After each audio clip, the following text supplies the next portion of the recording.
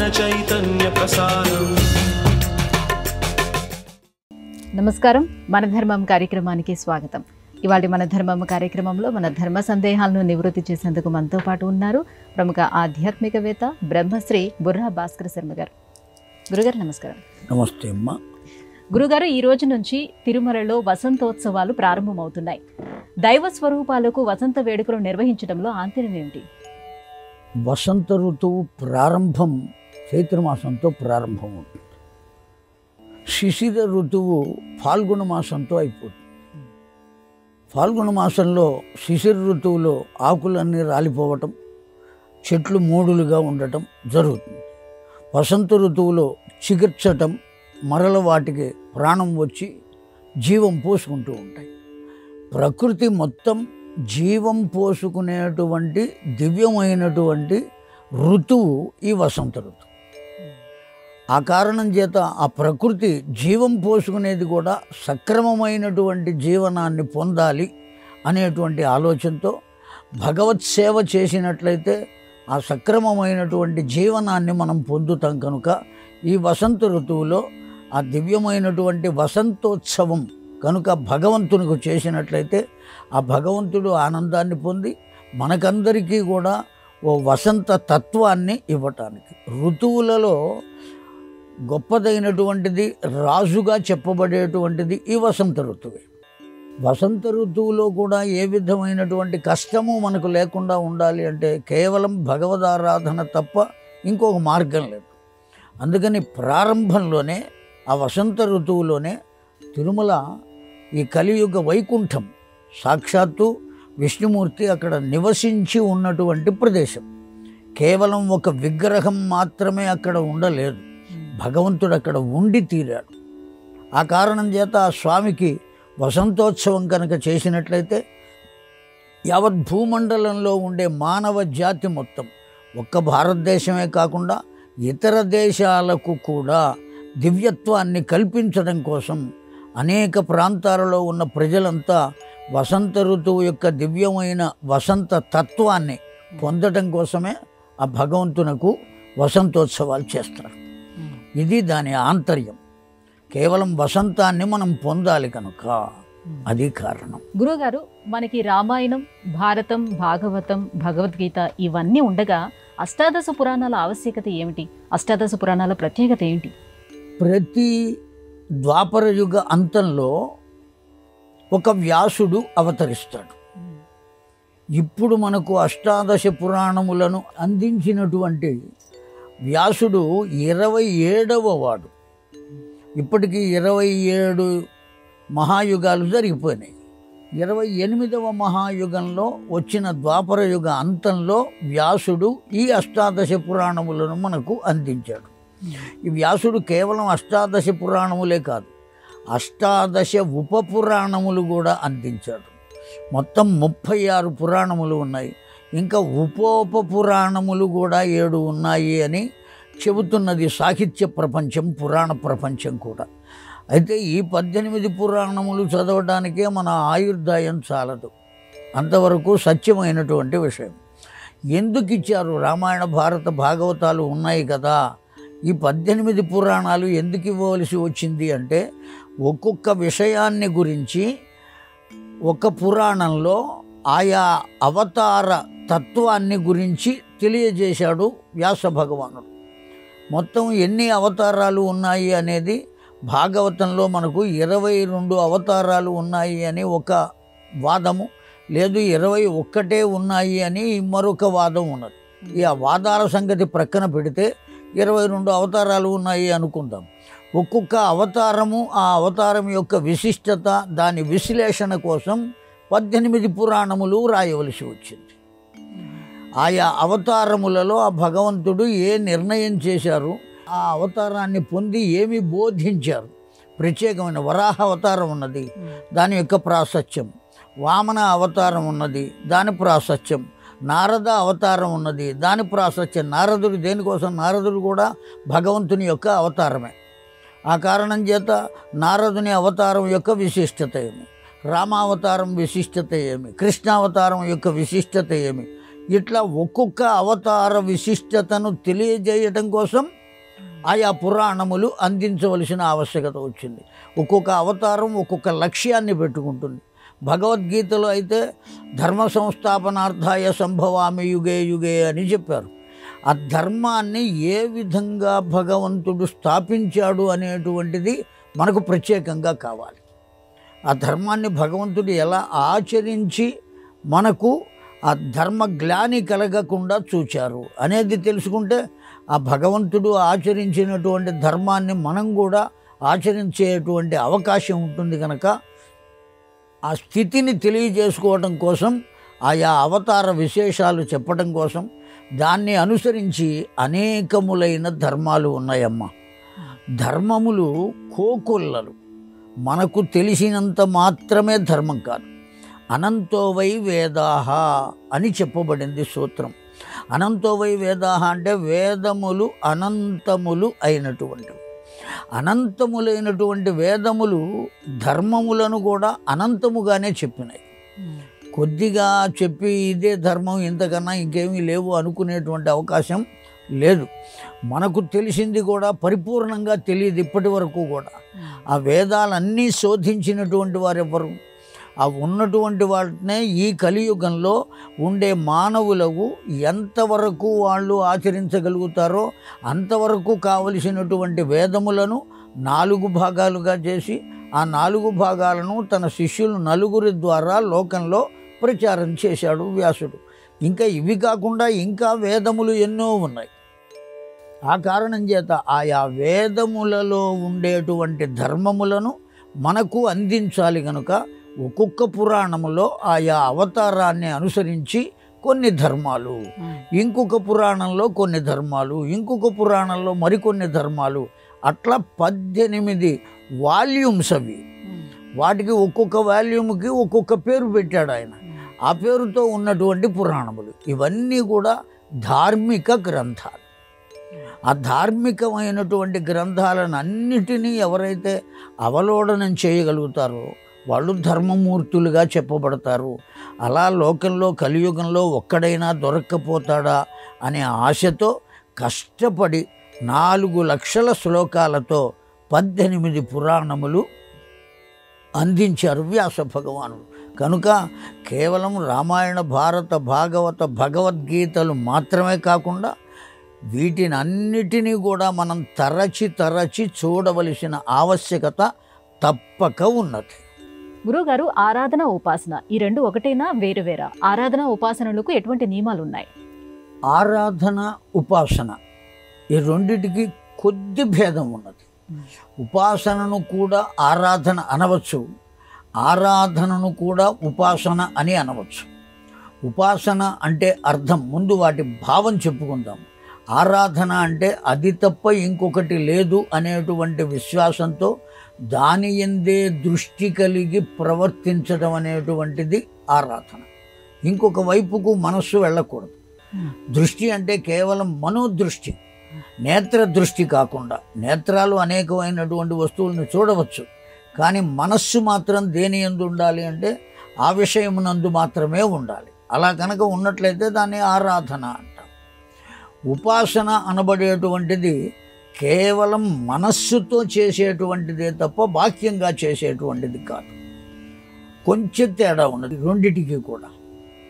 అయితే ఆరాధన తత్వం అనేటువంటి దానికి ఒక కాల పరిమితి, ఒక నియమం, ఓ వ్యవస్థ ఉన్నాయి ఆరాధనకు. కానీ ఉపాసన అనే దానికి నియమాలు లేవు. నియమంతో ఉపాసన చేస్తే క్షిప్రమేవ ఫలమాప్నువంతి అన్నారు. వెంటనే ఫలితం కలుగుతుంది అని కూడా చెప్పారు. ఒకవేళ అలా కాకపోయినా ఉపాసన చేయవచ్చు. ఇప్పుడు మనమిద్దరం ఇక్కడ కూర్చుని మీరు ప్రశ్నలు అడుగుతున్నారు, నేను సమాధానం చెబుతున్నా. ఇప్పుడు నేను కూడా ఉపాసన చేస్తున్నా. ఎలా చేస్తున్నాను అంటే దాన్నే అజపా జపము అని అంటారు. అజపా జపం అంటే మనం బయట వ్యక్తులతో ఏది మాట్లాడుతున్నా, ఏం మాట్లాడుతున్నా మనస్సు మాత్రం భగవన్నామ స్మరణ చెయ్యడానికి అలవాటు చేయటం. మనస్సు దాని పని అది చేస్తూ ఉంటుంది, మనిషి మాట్లాడుతూ ఉంటాడు. కనుక ఈ మనస్సు ఈ మాట యందు ఉండదు. దేని యందు ఉంటుంది అంటే ఆ మంత్ర జపమునంటుంది. దాన్ని ఉపాసన అని అంటాం. అట్లా మనస్సుని ఎప్పుడైతే కట్టి ఉంచగలుగుతామో అది ఉపాసన అవుతుంది. మనస్సుని మనిషిని కూడా ఒకే చోట ఉంచి భగవత్ యోగం కనుక కలిగి ఉన్నట్లయితే దాన్ని ఆరాధన అని అంటాం. ఈ ఆరాధన విషయంలో మంత్రాలు ఉండవచ్చు, లేదా నామస్మరణ ఉండవచ్చు. ఇదేదీ కాకుండా ధ్యాననిష్ఠుడై కూర్చోవచ్చు. ధ్యానము అనేది కూడా ఆరాధన విషయంలో ఒకటి. కానీ ఉపాసనలో ధ్యానం ఉండదు, కేవలం మంత్ర జపం మాత్రమే ఉంటుంది. ఉపాసిస్తూ ఉంటాడు. ఒకేనొక ఆ మంత్రము యొక్క స్వరూపమే భగవంతుడిగా భావిస్తాడు. అతడికి ఆ భగవంతుడు ఇదిగో ఇలా ఉంటాడు, కన్ను ముక్కు చెవులు ఇలా ఉంటాయి, చేతిలో దండం ఉంటుంది, కోదండం ఉంటుంది, లేదా వేణువు ఉంటుంది, ఇటువంటి ఆలోచనలేవి ఉండవు. కేవలం ఆ మంత్రము యొక్క స్వరూపమే భగవంతుడు అనే భావనతో చేసేటువంటి తత్వము అర్చన ఏదైతే ఉంటుందో దాన్ని ఉపాసన అని అంటాం. ఒక రూపాన్ని తెచ్చిపెట్టుకుని అక్కడ ఉంచుకుని, కొన్ని పూలు, కొన్ని సరంజామా ఇవన్నీ తెచ్చుకుని అక్కడ పెట్టుకుని మంత్రపూర్వకంగా అష్టోత్తర శతనామము సహస్రనామార్చనము చేస్తూ ఉంటే ఈ విధంగా ఆరాధన చేస్తున్నాడు అని. ఈ ఆరాధన విషయంలో కూడా 3 రకాలైన ఉంది. దాన్ని సేవ అని అంటాం. దీన్ని ఎలా ఆ స్థాన సేవ, అంగ సేవ, అర్చన సేవ ఈ 3 కలిపి ఆరాధనగా చెప్పబడుతుంది. స్థాన సేవ, ఓ దేవాలయం ఉన్నది, ఆ దేవాలయంలోకి వెళ్ళి ఆ దేవాలయం అంతా ఊడ్చి కడిగి ముగ్గులు పెట్టి సేవ చేస్తే ఆ దేవాలయానికి సేవ చేయటం, దాన్ని స్థాన సేవ అని పిలుస్తుంది. స్థాన సేవాపూర్వకమైన ఆరాధన. అంగసేవ, అంగసేవ అంటే అభిషేకం చేయటం, స్వామికి స్నానం చేయించటం, తుడవటం, బొట్టు కస్తూరి తిలకాన్ని దిద్దటం, ఇవన్నీ చేస్తే అంగసేవ. అర్చనా సేవ, అర్చనా సేవ అంటే అష్టోత్తర శతనామార్చన చేస్తూ మంత్రాలు చదువుతూ ఆ విధంగా ఇవన్నీ కలిపి ఆరాధన అవుతుంది. ఉపాసనకు వీటితో ఏ సంబంధం లేదు, వస్తు సంబంధం లేదు, కేవలం మనో సంబంధమైనటువంటి విషయం. ఆ మనస్సు భగవంతుని యందు నిలబెట్టి ఎప్పుడైతే సేవ చేస్తూ ఉంటాడో అతడు తప్ప ఇంకొక జీవితం లేదు, నా ప్రాణము అతడు, ఊపిరి అతడు, ఆ మంత్రమే నాకు ప్రాణం, ఆ మంత్రమే నాకు జీవనం అనేటువంటి ఆ మంత్ర అక్షరములు ఏవైతే ఉన్నాయో వాటిని మాత్రమే భగవంతుడిగా భావించి సేవించేటువంటి దాన్ని ఉపాసన అని అంటారు. వస్తు సముదాయంతో చేస్తే ఆరాధన, నిర్వస్తుపూర్వకమై మనోసాధనగా చేస్తే దాన్ని ఉపాసన అని అంటాం. ఇది ఆరాధనకు ఉపాసనకు. ఈ 2 మార్గాలు వెళ్ళేది ఎక్కడికి అంటే గమ్యం మాత్రం భగవంతుని చేరుకో. గురువుగారు, స్మార్తులు, వైష్ణవులు, శైవులు ఈ వర్గాల మధ్య భేదాలు ఏమిటి? వీరి యొక్క ప్రత్యేకతను ఎలా విశ్లేషించుకోవాలంటారు? వాస్తవానికి వర్ణ వ్యవస్థలోనే ఒక చెడు ఏర్పడింది. ఆ వర్ణ వ్యవస్థలో కూడా విభాగ వ్యవస్థ అని ఇంకొకటి వచ్చింది. వర్ణ వ్యవస్థను కొంతవరకు గౌరవిస్తున్నాం మనం. ఎలా గౌరవిస్తున్నామంటే భగవద్గీతలో కృష్ణ పరమాత్మ చాతుర్వర్ణ్యామయ సృష్ట్వా గుణకర్మ విభాగశః అని చెప్పారు. అయితే మన సంగతి తెలిసి ఆయన తర్వాత పదాన్ని ఉపయోగించారు, గుణ కర్మ విభాగశః. వాళ్ళ గుణములు, వాళ్ళు చేసేటువంటి కర్మలు, వాటిని అనుసరించి 4 వర్ణములుగా నేను విభజించాను అని చెప్పారు. ఆయా గుణములు ఎవరు కలిగి ఉంటే వారు ఆ వర్ణములకు చెందినవారు. అంతే తప్ప కేవలం ఆ వంశంలో పుట్టినంత మాత్రం చేత ఆ వర్ణానికి చెందినవారు అని చెప్పే అవకాశం లేదు అని భగవద్గీత స్పష్టంగా చెప్పింది. ఆయా గుణములను అనుసరించాలి, ఆ కర్మలను అనుసరించాలి. అనుసరించకపోతే ఆ వర్ణానికి, బ్రాహ్మణ వర్ణానికి ఏవి ఉన్నాయో అవన్నీ వాళ్ళు అనుసరించి తీరాలి. చేసినప్పుడే అవి బ్రాహ్మణుడు అని చెప్పవలసి వస్తుంది. ఏ వర్ణానికి ఆ వర్ణము ఏ ఏ కర్మలు ఉన్నాయో, ఏ ఏ విధానం ఉన్నదో, ఎటువంటి నియమాలు ఉన్నాయో అవన్నీ చెప్పబడి ఉన్నాయి ఈ పురాణముల ద్వారా, శాస్త్రముల ద్వారా, ధర్మముల ద్వారా చెప్పబడి ఉన్నాయి. వాటిని అనుసరించినప్పుడు మాత్రమే వాటిల్ని మనం ఏమంటాం? ఆ వర్ణానికి చెందినవారు అని అంటాం. మనం వండుకోవడానికి గిన్నె ఉన్నది, కూర చేసుకోవడానికి వేరే ఉన్నది. దాన్ని పిలవటం కూడా మనం ఏమని పిలుస్తాం? అది కూర గిన్నె, ఇది అన్నం గిన్నె అని పిలుస్తాం. ఎందుకంటే అది దానికి ఉపయోగపడుతుంది కనుక. అట్లాగే ఇక్కడ కూడా ఈ వర్ణం వాళ్ళు అని ఎలా చెప్పగలుగుతామంటే వాళ్ళ గుణము, వాళ్ళ కర్మ. గుణ కర్మ విభాగశః. ఇప్పుడు అందులో కూడా ఒక్కొక్క వర్ణము అనేక విభాగములు అయిపోయింది. ఈ విభాగములు అవ్వటము దేన్ని బట్టి వస్తున్నదంటే మతము యొక్క తత్వాన్ని అనుసరించి వస్తున్నది. భారతీయ సనాతన హిందూ ధర్మంలో అన్నిటికీ అవకాశం ఉన్నది. ఎవరిని బయటకు పంపించేటువంటి స్థితి లేదు. అందరినీ ఆదరించగలిగినటువంటిది ఒక్క భారతీయ సనాతన ధర్మంలో తప్ప ఇంకా ఎక్కడా లేనటువంటిది ఏది అంటే ఒకే ఒక్క మాట: లోకా సమస్తాః సుఖినో భవంతు. కనుక అందరినీ తన ఒడిలో చేర్చుకోగలిగిన ధర్మం భారతీయ వైదిక సనాతన ధర్మం. అటువంటిది ధర్మం. ఆ ధర్మంలో కూడా ఇప్పుడు ఈ కలి ప్రభావం చేత అనేక రకాలుగా వ్యవస్థలు మారిపోయి మతిజనితో మతం అని, అట్లాగా ఒక ఆచార్యుల వారి ద్వారా వచ్చినటువంటిది వైష్ణవ మతం. ఆ వైష్ణవ మతంలో కూడా మళ్ళీ పాంచరాత్రులని, వైఖానసులని, ఇట్లా అనేక రకాల తెగలు ఉన్నాయి. అట్లాగే శైవం, వీరశైవులు, శైవులు, కాపాలికులు అని ఇట్లా కొన్ని తత్వాలు ఉన్నాయి. అనేక రకాల స్మార్తులు. స్మార్తుల్లో కూడా వేదాధ్యయనం చేసినటువంటి వాళ్ళు వేరు, షోడశ కర్మలు చదువుకుంటున్నటువంటి వారు వేరు అనేటువంటి భావన దాంట్లో కూడా ఉన్నది.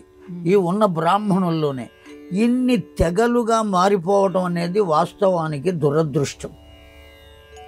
కలి ప్రభావం చేత అనేకములైనటువంటి దుర్వ్యవహారముల చేత వచ్చింది, కానీ ఉండతగినది కాదు. అనేక రకాలుగా కేవలం విష్ణువు మాత్రమే గొప్పవాడని, శివుడు మాత్రమే గొప్పవాడని అనేక రకాలైనటువంటి తత్వాలు వచ్చినాయి. స్మార్తులు అనబడేటువంటి వాళ్ళు ఎవరయ్యా అంటే అటు విష్ణువుని ఇటు శివుణ్ణి కూడా అంగీకరించేటువంటి వాళ్ళు ఎవరో వాళ్ళు స్మార్తులు.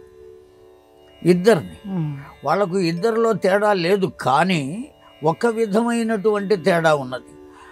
విష్ణువుని విష్ణువుగా పూజిస్తారు, శివుణ్ణి శివుడుగా పూజిస్తారు స్మార్తులు. విష్ణువుని మాత్రమే పూజిస్తారు వైష్ణవులు, శివుని మాత్రమే పూజిస్తారు శైవులు. ఇక వీరశైవుల సంగతి చెప్పవలసిన పనిలే. కానీ శంకర భగవత్పాదుల వారి యొక్క అనుయాయులము అని చెప్పుకుంటూ కూడా భగవంతుడు ఒక్కడే, శివుడే విష్ణువు, విష్ణువే శివుడు అనేటువంటి భావన ఏ కొద్ది మందికో, ఒకళ్ళకో ఇద్దరికో ఉంటుందమ్మా. 1000 మందిలో, 1000 మందిలోనో 1,00,000 మందిలోనో. అంత దుర్వ్యవస్థ కలి ప్రభావం చేత ఏర్పడింది. ఎప్పటికైనా భగవంతుడు ఈ భావాన్ని తొలగించాలి అనే మనం ఈ సందర్భంలో ఇంతమంది శ్రోతల యొక్క సమక్షంలో మనం కోరుకుంటాం. చాలా మంచి కోరిక అది. కనుక చాలా దుర్వ్యవస్థ అది, ఉండకూడనిది. విష్ణువు వేరు కాదు, శివుడు వేరు కాదు, ఈ ఇద్దరూ ఒక్కటే. ఒకే ఒక్క వస్తువు ఉన్నది, అది పరబ్రహ్మ వస్తువు.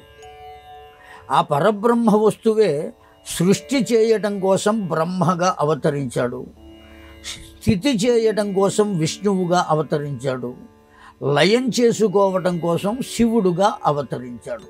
ఒక్క మనిషి చేస్తున్నటువంటి పని. కనుక వంట చేసుకునేటప్పుడు ఆ ఇల్లాలు ఎలా ఉంటుంది, బయటకు ఆఫీసుకు వెళ్ళేటప్పుడు ఆ ఇల్లాలు ఎలా ఉంటుంది, లేదు ఓ సినిమాకి వెళ్ళేటప్పుడు ఆ ఇల్లాలు ఎలా ఉంటుంది.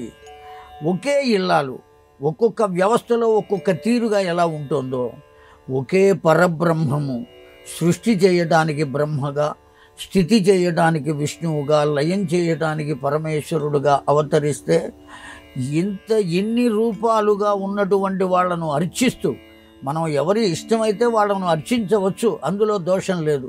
కానీ ఇతరమైనటువంటి తత్వాలను నిందించడం అనేటువంటిదే మనం చేస్తున్నటువంటి పొరపాటు.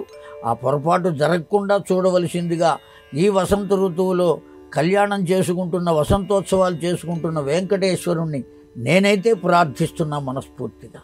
గురువుగారు, రామేశ్వరంలో రామేశ్వర లింగాన్ని రాముడు ప్రతిష్ఠించలేదని ఈ మధ్యకాలంలో ఒక ప్రచారం అయితే జరుగుతుంది. ఇందులో వాస్తవం ఎంత? రామేశ్వరంలో రాముడే ప్రతిష్ఠ చేశాడు, అందులో ఏమాత్రం సందేహం లేదు. కారణం ఏమంటే, సీతా అమ్మవారిని రావణాసుర సంహారం అయిపోయిన తర్వాత సీతా అమ్మవారిని పుష్పక విమానంలో తీసుకువెడుతూ, రామాయణం కదా మనకు ఆధారం, వాల్మీకి రామాయణం మనకు ఆధారం. సీతమ్మ తల్లిని పుష్పక విమానంలో తీసుకువెడుతూ మార్గమధ్యంలో ఎక్కడెక్కడ ఏవి జరిగిందో, ఎక్కడ రామచంద్రుడు మజిలీ ఉన్నాడో ఆయా విశేషాలన్నీ ప్రక్కనే వామభాగంలో కూర్చుని ఉన్న సీతమ్మ తల్లికి తెలియచేస్తూ వెడుతున్నాడు ఆ పుష్పక విమానంలో వెళ్ళేటప్పుడు. అప్పుడు ఖచ్చితంగా రామచంద్రుడు చెప్పినట్టుగా వాల్మీకుల వారు రామాయణంలో ఇదిగో ఇక్కడ మహాదేవుని నేను అర్చించి తిని అని చెప్పాడు. అయితే లోకంలో ఒక మాట ఉన్నది, ఒక వాక్యం.